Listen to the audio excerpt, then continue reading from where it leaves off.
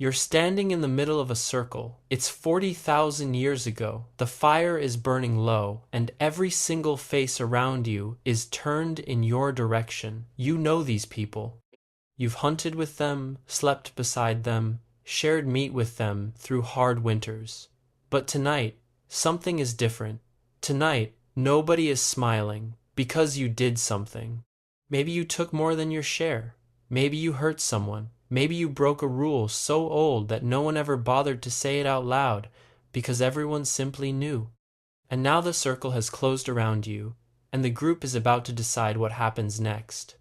There are no judges here, no laws written on any wall, no prison waiting at the edge of the camp. There is only the group, the firelight, and a decision that will determine whether you live or die. So what did ancient humans actually do with criminals? How do you punish someone when there are no police, no courts, no written rules, and no cells to lock anyone inside? The answer is one of the most fascinating and most unsettling parts of the human story. Because here's the thing nobody tells you. Ancient humans had no laws, and yet they had justice. A justice older than language, older than cities, older than kings. And the punishments they used ran from the surprisingly gentle all the way to something far more terrifying than death. So tonight, we're going to walk through that entire scale, one step at a time, from the lightest punishment to the most brutal. And I promise you, by the end, the last one is going to change the way you think about what it means to belong to a group at all. Let's start at the very bottom, the lightest punishment of all. Picture the smallest possible crime. You said something cruel. You started a fight over nothing. You embarrassed someone in front of the group.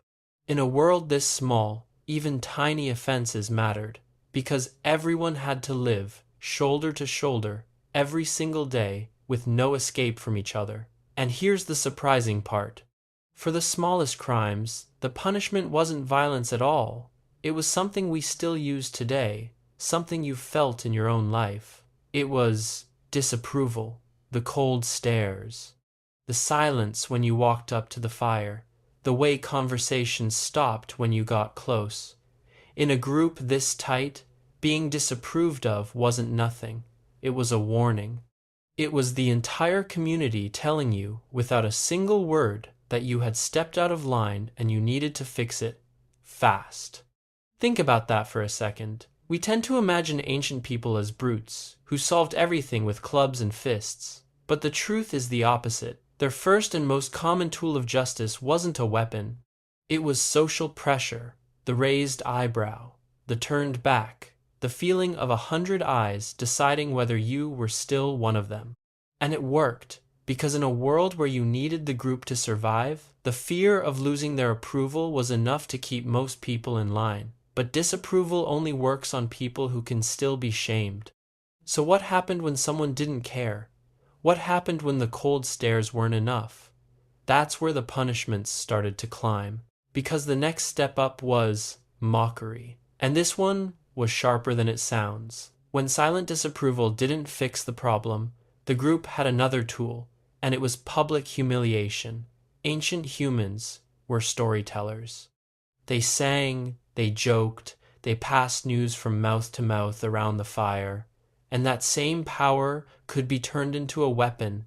If you did something wrong, they would talk about it, they would mock you. They would turn your mistake into a story, a song, a nickname that followed you everywhere you went. And in a group where everyone knew everyone, there was nowhere to hide from it. Imagine your worst, most embarrassing moment being turned into a song that the entire community sang, that the children learned, that followed you for years. That was a punishment, and it was a clever one, because it didn't cost the group anything. No one had to be hurt. No food had to be wasted. The offenders simply had to carry their shame in public, every single day, until they earned their way back.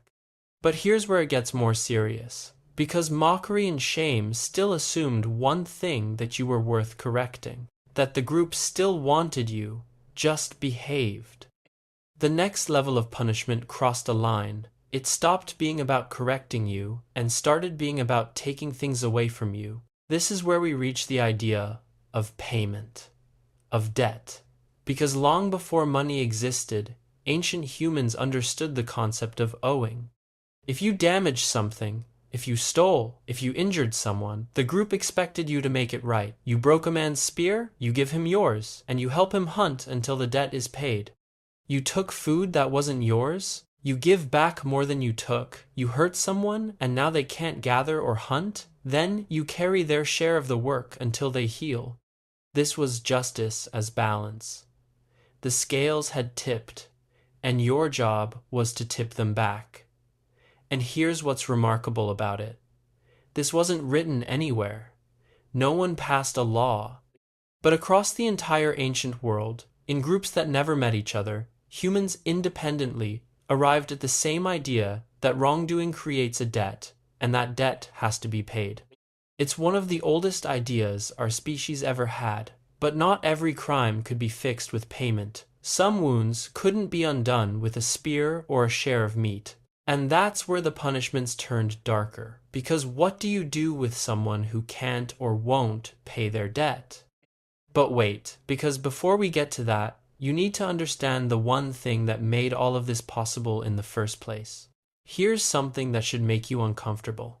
Everything we've talked about so far, the disapproval, the mockery, the debt, all of it depended on one single fact. That you needed the group, that you could not survive alone. Strip that away and none of it works. You can't shame someone who doesn't need your approval. You can't make someone pay a debt if they can simply walk off into the wilderness and live without you. The entire system of ancient justice rested on one invisible chain, holding every person in place. The simple, brutal truth that a human being, alone, in the ancient world, was a human being who was probably about to die, and that chain is the key to understanding the punishments that came next. Because once you understand how much these people needed each other, you understand why the next punishment was so absolutely devastating. It didn't involve a single drop of blood, and it was, in many ways, worse than being killed. It was being sent away. Let's talk about exile, because this is the punishment that sits at the dark heart of this entire story. When someone committed a crime too serious for shame, too serious for debt, when the group decided they could no longer be trusted to live among them, they didn't always kill that person. Sometimes they did something that sounds gentler, but was often a slower, lonelier death. They cast them out. They told them to leave and never come back. And I need you to understand what that actually meant, because to us, in the modern world, exile sounds almost merciful. You don't get hurt, you just have to go. But to an ancient human, being cast out of the group was a catastrophe almost beyond imagining. Alone, you had no one to watch for danger while you slept, no one to share food when your own hunt failed, no one to help you if you got sick or injured or simply unlucky. The group was your roof, your army, your hospital, your family, your entire world, all at once. And exile took every bit of it away in a single moment. Think about that for a second. The person walking away from that fire wasn't just losing their friends, they were losing their only realistic chance at survival. Most people sent into exile in the ancient world did not last long. The wilderness was patient, and it was merciless, and it waited for the moment when a lone human made one small mistake with no one there to catch them. So, when a group decided to exile someone, they often weren't choosing mercy over death. They were choosing a quieter kind of death, one where they didn't have to do the killing themselves. They simply opened the circle, pointed to the darkness beyond the firelight, and let the world finish what they had started. And here's the part that should genuinely send a chill down your spine. We still carry the echo of this inside us today. The reason rejection hurts so much. The reason loneliness feels like a kind of pain. The reason being excluded, ignored, or cast out of a group can feel almost physically unbearable. That's not weakness. That's ancient. That's 40,000 years of your ancestors learning in the deepest part of their bodies that being cast out of the group meant death. You feel that fear because the people who didn't feel it didn't survive to become your ancestors. But as terrible as exile was, it still wasn't the end of the scale. Because exile was a punishment for someone the group simply couldn't keep, the final punishment was reserved for something else entirely. It was reserved for the people the group was afraid of. So let's climb to the very top, the most extreme thing ancient humans did with their criminals. There were some crimes that a group could not forgive, could not balance, and could not simply send away. Imagine someone who had killed within the group, someone who had become violent, unpredictable, a danger to everyone around them. Exile wasn't always enough, because an exiled person who was angry enough might come back. They might wait in the dark. They might take revenge, and in a small group, even one dangerous person could threaten the survival of everyone. So in the most serious cases, ancient humans did the most serious thing. They removed the threat permanently. But here's what makes this so different from how we think about it today. This was almost never about cruelty, and almost never about one person's decision. It was about the survival of the group, the whole group.